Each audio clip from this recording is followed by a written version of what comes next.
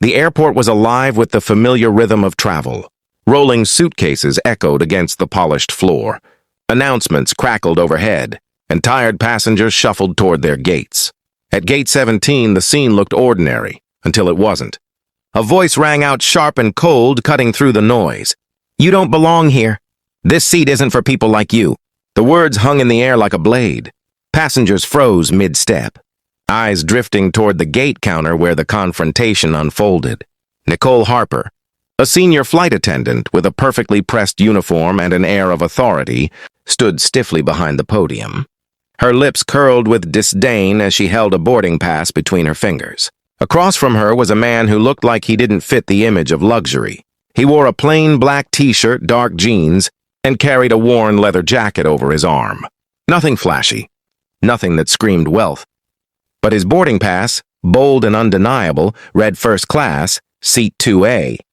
Nicole's eyes narrowed.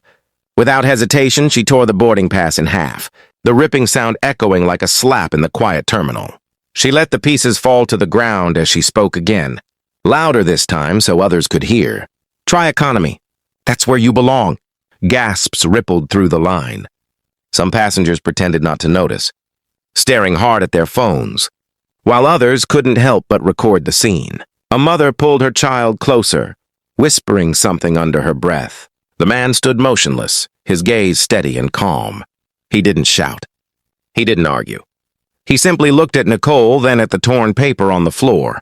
Slowly, he stepped aside, making room for the next person in line. To many, it looked like surrender. To a few, it looked like patience, the kind that hides quiet strength.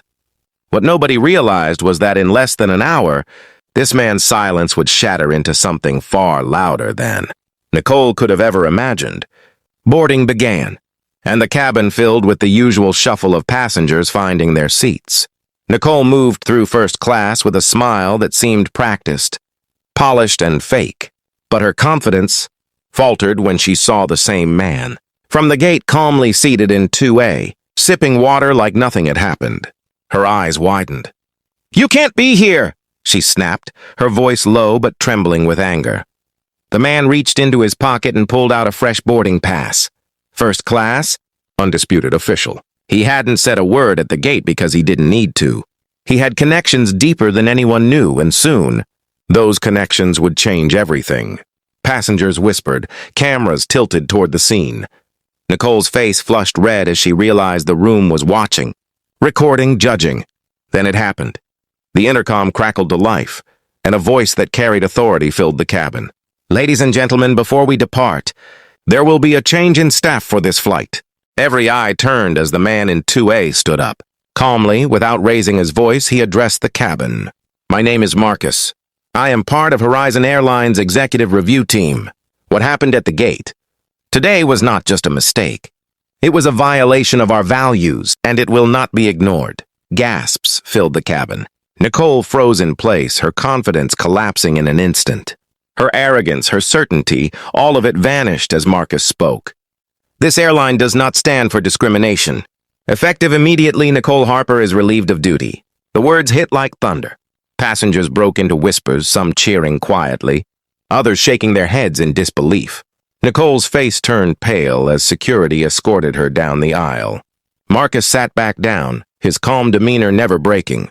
The passengers around him gave nods of respect, a few even clapping softly. Phones captured every moment, and within hours, the story would spread across social media, across the news, across the world. The humiliation Nicole had tried to inflict was now her own. The man she dismissed as unworthy had not only proven her wrong, but had exposed the very arrogance she thought she could hide. By the time the flight landed, the video had gone viral. Headlines screamed about the incident. Horizon Airlines executive humiliated by staff. Discrimination exposed at 30,000 feet. Respect wins over pride. Nicole's career was over. Marcus, meanwhile, had said only what was necessary, his actions louder than any argument could ever be. And the lesson was clear.